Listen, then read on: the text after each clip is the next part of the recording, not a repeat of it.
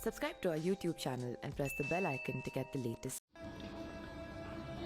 वाल्मीकि कृत रामायण को पढ़ने और रामानंद सागर की रामायण को देखने में बहुत फ़र्क है। पढ़ने के दौरान आपको जीवन, ज्ञान और धर्म की कई बातें पढ़ने और सीखने को मिलेगी। आओ जानते हैं कि हम राम या रामायण से क्या सीख सकते हैं।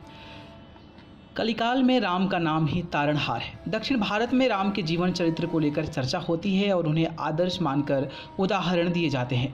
वहाँ राम के जीवन को लेकर लोगों में बहुत उत्सुकता है, लेकिन उत्तर भारत में राम के जीवन से लोग कोई शिक्षा नहीं लेते हैं, बल्कि उन्हें राम को पूजनीय बना दिया है, अर्थात पूजा तक सीमित रखता है।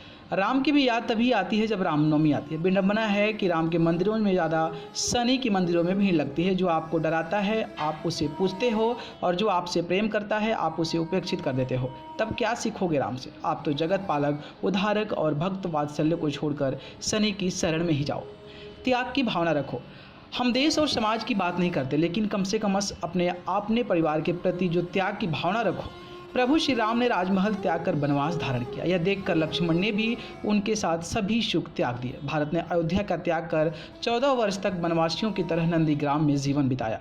भरत जी नंदीग्राम में रहते हैं तो शत्रुघ्न जी उनके आदेश से राज्य संचालन करते हैं। लक्ष्मण की पत्नी चाहती तो अपने पिता जनक के यहाँ चली जाती, लेकिन नहीं, उन्होंने भी सभी सुखों का त्याग कर दिया। यह देखकर शत्रुघ्न ने अपनी पत्नी श्रुतिकृति से दूरी बना ली। भारत की पत्नी मांडवी ने भी भारत के साथ तपस्वियों जैसा जीवन बिताया। बड़े भाई पर संकट आया तो सभी भाइयों ने भी संकट को वर्ण कर लिया। इस महाकाव्य में राजा दशरथ की तीनों रानियों और चारों बेटों का चरित्र अलग अलग होता है, लेकिन इस विविधता के बावजूद उनमें किस तरह की एकजुटता रहती है, यह पर परिवार के लिए दुख के समय से बाहर निकलने की सीख है। बुराई से डरो। रामायण की सबसे बड़ी सीख थी बुराई पर अच्छाई की जीत। हमेशा अच्छे और सच्चे बने रहो, बुरी नीयत से कोई कार्य मत करो। रामायण अनुसार व्यक्ति जब बुराई करता है तो उसे देखने वाले दो लोग होते हैं, एक वह खुद और दूसरा काल पुरुष या उसकी व्यक्ति के इष्ट देव। इसलिए बुराई से डरो। ऊंच नीच की भावना से बचो। प्रभु श्री राम ने अपने जीवन में यह बताया और सिखाया कि संसार में कोई छोटा या कोई बड़ा नहीं होता, कोई उच्च वर्ग या कोई निम्न वर्ग का नहीं होता। प्रभु श्री राम वन में वनवासियों और आदिवासियों की तरह ही रहे। उनका केवट, जटायु, संपाति, शबरी, बानर, ऋक्ष आदि कई जनजातियों ने साथ दिया। वे कई ऋषि मुनियों के आश्रम के साथ ही आदिवासियों की झोपड़ी में भी रहे थे। श्री राम ही नहीं, संपूर्ण रामायण में हर पात्र ऊंच और नीच के विचारों से मुक्त है। भगवान श्री राम ने अपने जीवन में सभी से समान और सम्यक व्यवहार रखा। न किसी को राजा समझा और न किसी को रंग, न शक्तिशाली समझा और न कमजोर। उन्होंने पशु और पक्षियों के साथ भी वैसा ही व्यवहार किया जैसा कि एक मनुष्य के साथ किया जाता है। उनका विनम्र आचरण और अपने से बड़ों और छोटों को सबको सम्मान देना हम सबको एक सीख देती है। कुसंगति से बचो। रामायण में शिक्षा देती है अच्छी संगति में रहो। कुसंगति में रहकर महापंडित भी राक्षस बन जाते हैं। जिस तरह रावण की संगत दौलत भी, उसी तरह कैकेयी की संगत भी गलत थी। नकारात्मक और आपराधिक किस्म के लोग से दूर रहने में ही भलाई है। इसलिए हमें सीख मिलती है कि हमें अच्छी संगति में रहना चाहिए ताकि नकारात्मकता हम पर हावी ना हो। भक्ति में है शक्ति।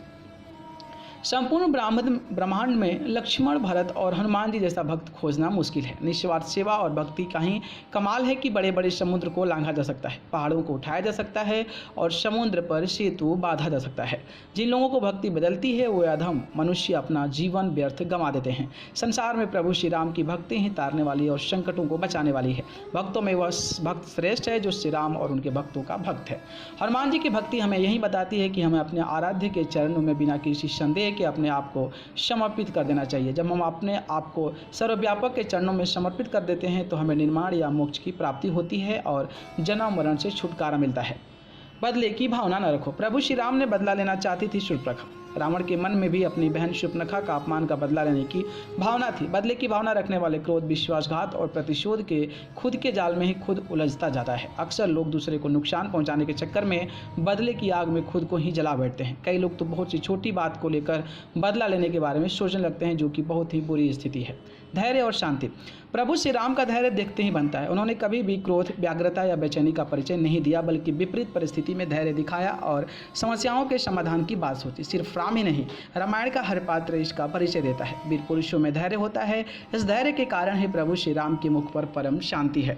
उनका शांत और दया भाव से एक पुत्र, पति, भाई और एक राजा की जिम्मेदारी का निर्वहन करना हमें आपसी प्रेम और सम्मान जैसे मानवीय गुणों से अवगत कराता है। खुशहाल और संतुष्ट जीवन के लिए धैर्य और शांति से काम लेने की ज़रूरत होती है। वचन का पालन करो। श्री राम से यह भी शिक्षा मिलती है कि प्राण जाई जब वचन न जाई। प्रभु श्री राम ने अपने जीवन में कई लोगों को वचन दिया और उसे पूरा भी किया। सुग्रीव को राजपद दिया, विभीषण को लंकेश बनाया और जामवंत ने जब कहा कि प्रभु इस युद्ध में तो मेरा पसीना ही नहीं निकला, तब श्री राम ने वचन दिया कि आपकी इच्छा द्वापर में पूरा करूंगा।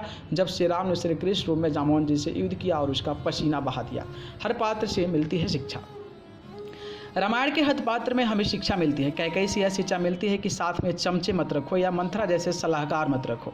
दशरथ से यह शिक्षा मिलती है कि ऐसे कोई वचन मत जो मुसीबत में खड़ी कर दे। हनुमान जी और लक्ष्मण जी से शिक्षा मिलती है कि प्रभु का प्रत्येक वचन ही हमारा जीवन और आदेश है। लक्ष्य को भेदना ही हमारा लक्ष्य है।